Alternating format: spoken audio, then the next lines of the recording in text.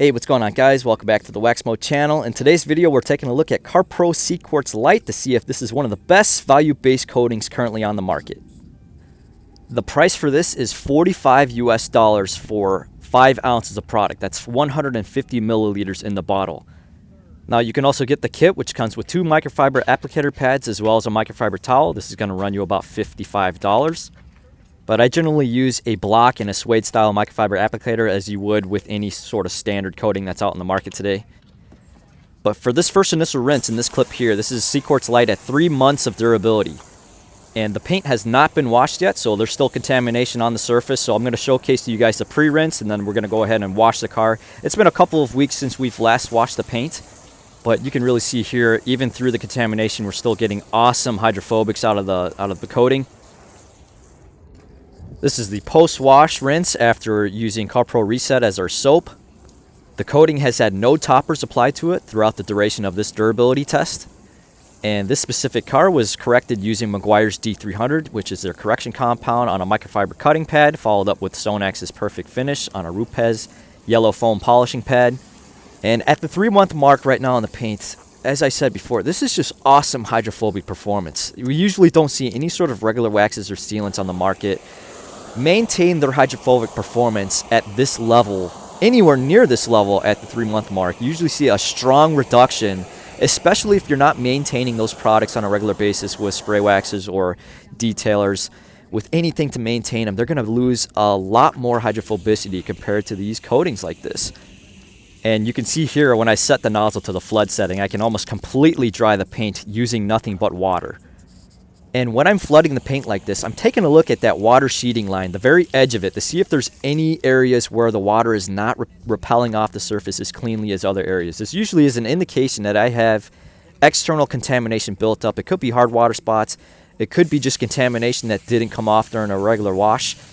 This generally lets me know, it's an indication for me that I need to use my maintenance product when I'm getting areas like this that are building up where it's breaking down the surface tension of the coating. This generally is my indication that I'm going to be using my maintenance product to help build back up those areas to maintain that clean hydrophobic performance. And that's the answer to the question that I get from a lot of guys that are wondering, when is it time for me to maintain my coating, or how do I know when it's time for me to apply a topper on top of it? And what I'm using is the Gilmore nozzle, which has a really good center flood setting, and it's going to help you flood the paint without splashing a whole bunch of water all over the place. You can also just take the nozzle off the hose, allow the water to free flow out of it. This is going to give you a very clean flood off the surface. If you're getting a super clean water sheeting line like we're seeing right here, this lets you know that there's no reason for you to apply a topper on top of it. The coating is still very healthy. There's no built-up contamination on the surface. So just check the flooding rate. If it's super clean like this lets you know that you don't have to apply anything on top of it. It's good to go. If you do see areas where water is definitely getting left behind in that specific spot, that usually lets you know there's a breakdown of the surface tension in there.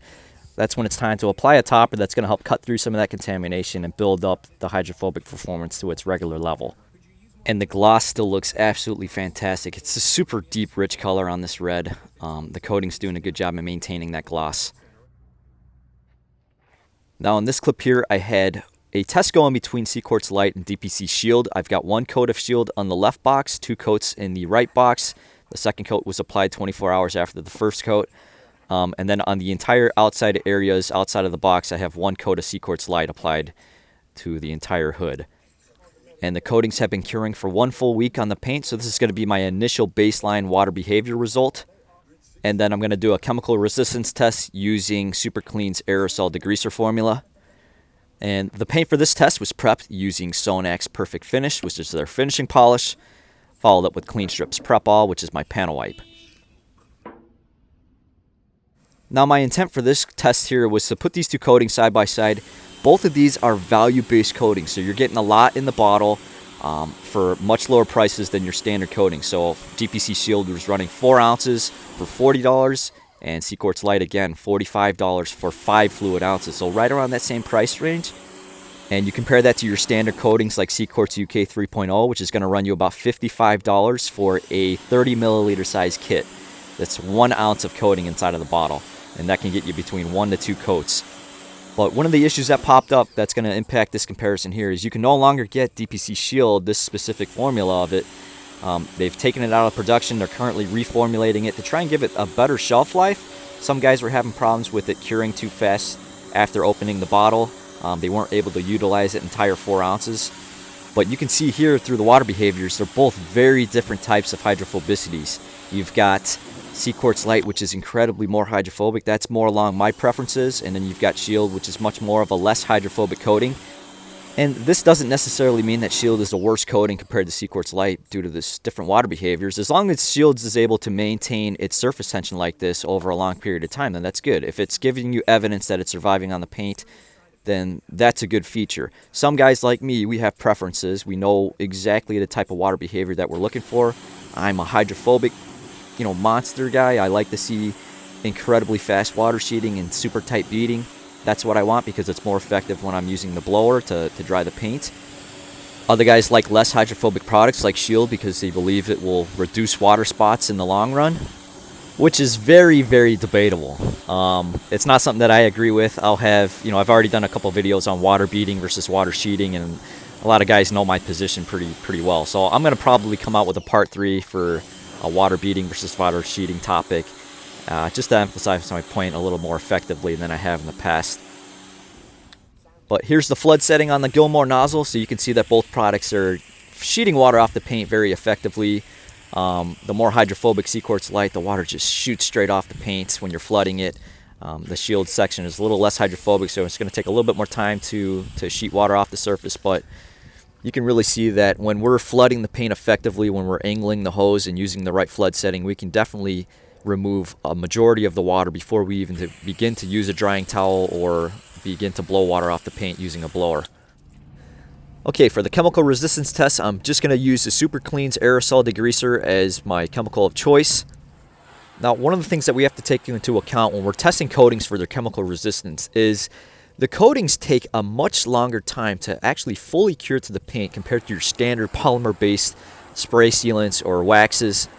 You can have coatings that cure after a day, after 7 days. Some coatings can take up to 30 days to fully cure to the paint. It's just difficult to pinpoint the exact time of when it's acceptable to begin doing chemical testing on top of the coatings. They do make infrared curing lamps, which can help speed up the process of curing for certain coatings out on the market. That's something that I definitely want to get into in the future. I think it would be cool to see if there's really a performance impact in using the infrared curing lamp compared to the coating just going through the natural curing process. Now what I'm doing in this clip is I've rinsed the paint to show you guys that the same products are still on the surface. I've got the towel set up on the left side so I don't get any overspray from the degreaser falling onto that section of the paint. And I've done a couple videos using this aerosol form of Super Clean on top of certain products. It seems like a very heavy degreaser in this formula. It's going to be able to knock down a ton of different waxes and sealants. And so far, Seal and Shine from Turtle Wax and 303's Touchless Sealant are pretty much some of the only products that I've worked with that have been very resistant against this degreaser. But these two coatings will be the first coatings that I've tested this degreaser against. And there are a lot of guys on the fence about chemical resistance testing, whether or not it's an accurate indication of long-term durability. I think it's an interesting footnote of the product's capabilities. You're going to have a lot of companies out there that are going to say their product is very chemically resistant, and that's a testable claim. We can throw chemicals on top to sort of judge the performance of that claim. But the reality is that product might only be resistant against the specific chemical that you're working with, or maybe it's particularly weak against that specific type of chemical. But I've seen a lot of different products fail short-term chemical resistance testing that are actually very durable protectants. So just keep that in mind. It's a good footnote in the product's performance, but it's not necessarily going to judge the product's long-term durability capabilities. Now, taking a look at the test here, you can see that there are definitely areas on the CQuartz Lite side where it's held up really well. It's not like the coating is going to be completely resistant against the degreaser, though. There are certainly areas, especially above the sealed section here on the right, that CQuartz Lite section where the water is really been more impacted at that upper area compared to the middle section here on the right. And part of that probably has to do with just how much pressure or how many times I went over the area with a microfiber towel. When the degreaser's dwelling on the surface and then you go ahead and actually agitate it, that agitation is going to have more of an impact than anything.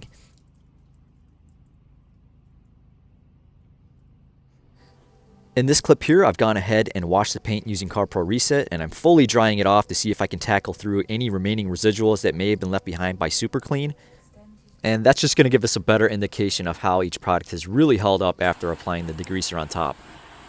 Now, when it comes to ease of use, for CQuartz Lite, it definitely feels like a true coating. It feels very similar to how CQuartz UK applies and removes from the paint. It's a little bit more tackier feeling. It's not going to feel anywhere near as slick as your standard waxes or sealants. And it's not necessarily a product that I would recommend for beginners. Coatings in general, I don't recommend for beginners. You need to have some sort of experience with paint correction. You need to have your own polisher. You need to be versed in how to use that polisher. And that's just in case you run into any application issues while you're applying the coating. If you miss any spots, if you fail to buff them off within a certain amount of time, that section of the coating will begin to cure. It will leave a high spot. You'll see the streak. And you will not be able to remove this easily unless you have abrasives. But if you have that experience and you're looking to get into coatings, definitely I think CQuartz Lite is a great option to start. You just got 5 ounces to work with. You can do a ton of your own personal cars. You can practice your application methods, especially if you're a detailer and you're wanting to add coatings to your offerings. Then CQuartz Lite is going to give you the best value to be able to do that. You're going to get a lot more cars done with 5 ounces compared to 1 ounce. Now, to apply CQuartz Lite to the paint, go ahead and apply about 10 drops to your applicator pad, work in about a 2 foot by 2 foot section, apply directly to the paint, and then you can buff this off immediately with a microfiber towel.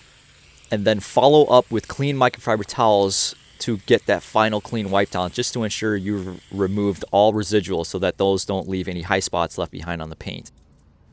But to close the video out, I think that CQuartz Lite has held up really well throughout the test, and it's holding up extremely well during the 3-month durability test as well.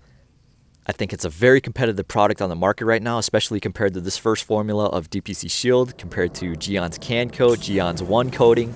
And if we get anywhere near 1 year of durability, it's going to be super competitive against even CQuartz UK, which has been an outstanding coating, one of my favorite coatings on the market right now.